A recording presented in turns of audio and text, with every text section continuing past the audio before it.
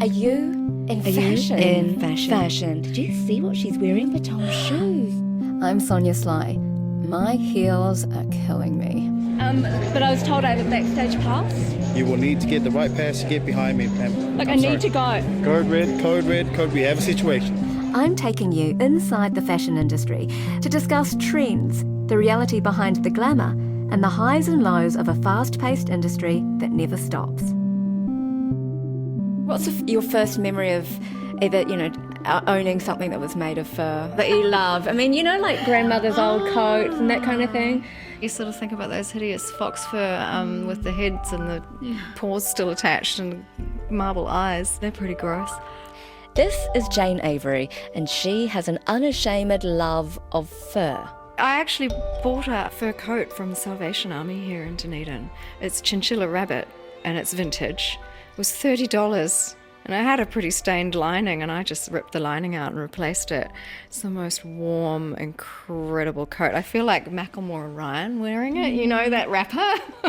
And I don't have a problem with vintage fur either because it comes from an era where people felt and thought differently. And what are you going to do? Chuck that in the rubbish because we don't do that these days?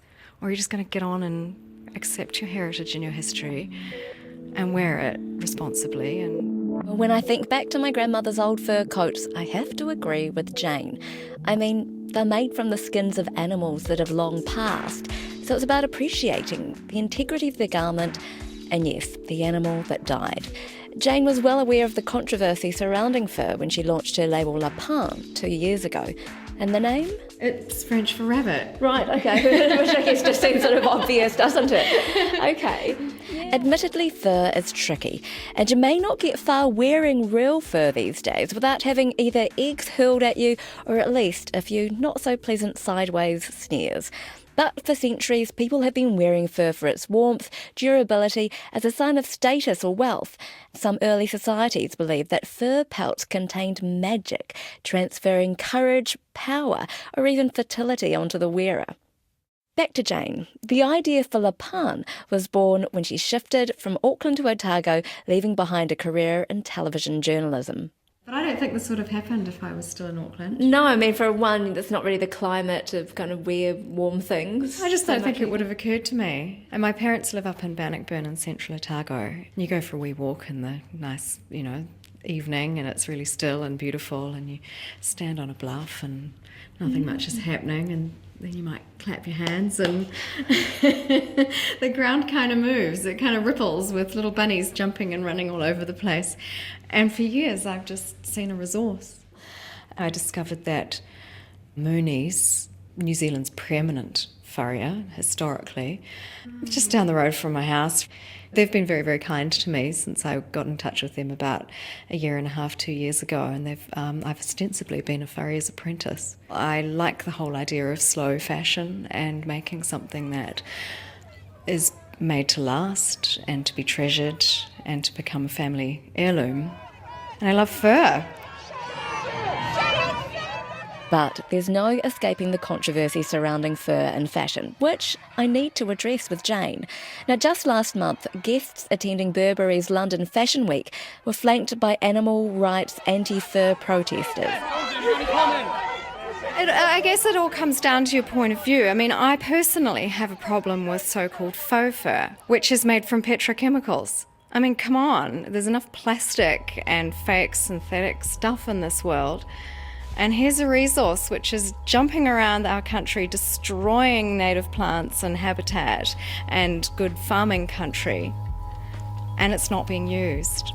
When the last rabbit is gone from this land, that's when I'll do something else. I don't have any problem with that, but I don't see that happening anytime in the short to medium or even long-term future. I mean, it's a dreadful pest on the land, and it's very hard to control and get rid of. Rabbits were introduced to New Zealand in the 19th century for both food and sport, but quickly reached plague proportions in some parts of New Zealand.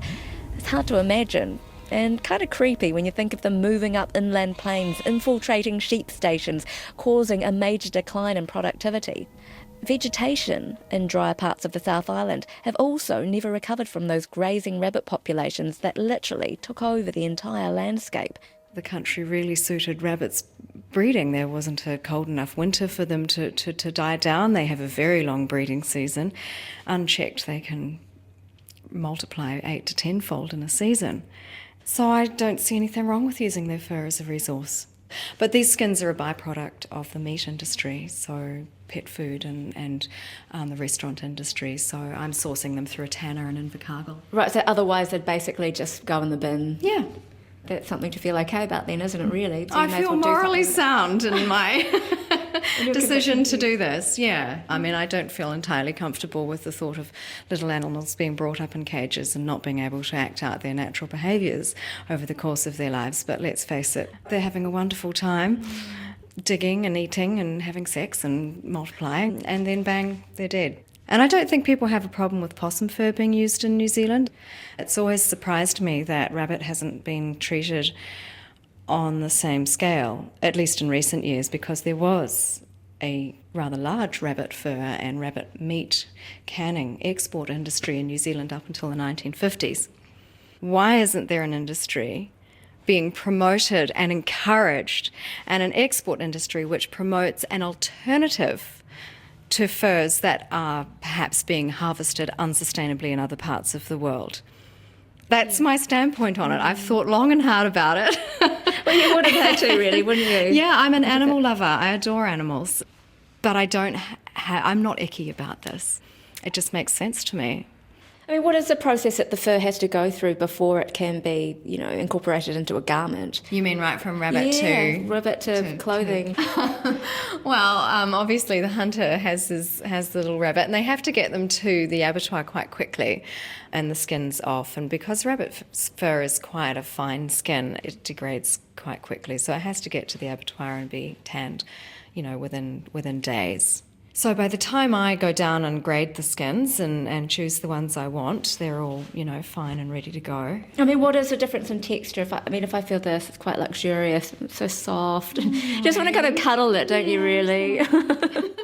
When you feel and you're talking about the grading, like, what is it that you're actually seeing? Are there kind of knots in some of the fur? Yeah. All these rabbits have been out there. there living their wild lives. So, some of the skins, they'll have little knots and bumps in them. And I mean, the first time I went down, I really didn't know what I was doing. And so I ended up with quite a few skins that I really couldn't do much with. But now, having worked with Max at Mooney's, I know what to look for. So I go down with my little spray bottle just to smooth down the fur, because I just get a big wool sack full of furs all sort of stuffed in there, and they're all sort of higgledy-piggledy, and the fur's sort of going in all directions. But I spray them and ruffle them. And I know now that some of the little knots can actually be cut out and repaired, and you won't even see it. It's just part of the trade and craftsmanship of being a furrier. It's just a process of finding the skins that are going to match each other, and it's a lot different from like if you were a European furrier and you went to the fur auction and you bought, 50 sables or fox furs or whatever, and they were all perfect and the same. It's not like that. This is a wild product. But I like the honesty and the integrity of that. So actually, this is the first skin that I ever got, and I can't use it in a coat because he's got quite a motley little pattern on his back. And even dyeing it, will you notice notice if it was black, it would disappear. But I'm quite nostalgic about this little fellow. And there's this little mate who's quite fluffy. So this is the neck. The neck area has a little bit of a red tinge to it. So you kind of get a rectangular shape. It's like ruler length, isn't it? Yeah, sort of like about a foot long out of it. So they're smaller skins than possum skins. Because that one's quite thick, the actual skin Yeah. underneath, and this one's very fine. Yeah. So that would have been from a... Oh, baby? who knows? And that makes it challenging for what you decide to work with, does it? Yeah, I mean, this bag, for example, that's made from really tough skins. Unzip it and get your hand in there. You can feel those ones are really tough. Which works for a bag. Yeah, I can't make coats out of those. The fur machine just won't go through them. Jane has always sewn, but working with leather has presented a bit of a challenge at the best of times. It stretches quite a lot. So you can use a walking foot machine, which is a specialist machine. You can use Teflon sewing feet. No matter what, it's tricky. And if you stuff it up, It's too late because you've made little holes in the leather and that's that. It's just gone. It's gone. So just working that through and working the construction through for the front of my bombers, which have leather, like buffer zones between the fur and the zip, and leather facings. That was quite a development learning curve for me. Jane loves luxurious textiles. Beautiful brocades and jacquards make up the main components of her coats. She uses a fur as panelled accents across the backs of shoulders and cuffs.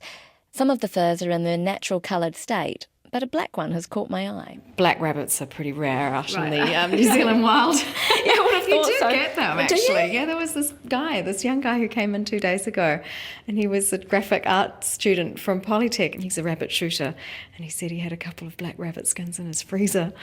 I'd say they're very rare, but no, I get these dyed. I love this one, the bomber jacket. It's sort of a woven metallic fabric. My husband picked it up in Paris. My husband's a cameraman and he was filming, so I always send him to my fabric picks. He's my fabric buyer. Okay, is he enjoying his new job? He loves it. Yeah, he does, and he's really honed his eye in over the last few years. It's been great. He's got a sense of my aesthetic and what I like. So this fabric comes from a store called Malia Kent, which is quite a well-known fabric producer in Paris for the likes of Chanel and Balmain and Lagerfeld, etc. So, oh, fantastic! Yeah, so it is. Yeah, it's quite special fabric. I love classic shapes. I like the fact. So no raw hems going on here, or I think it's important that you can't get in through the lining or anything. It's completely beautifully finished and sealed off. Again, going back to the cost, I mean, what do your jackets, your coats retail for? Because they're bespoke, so you can only get them made to order. Yeah, at the moment they're starting at $5,000 a piece.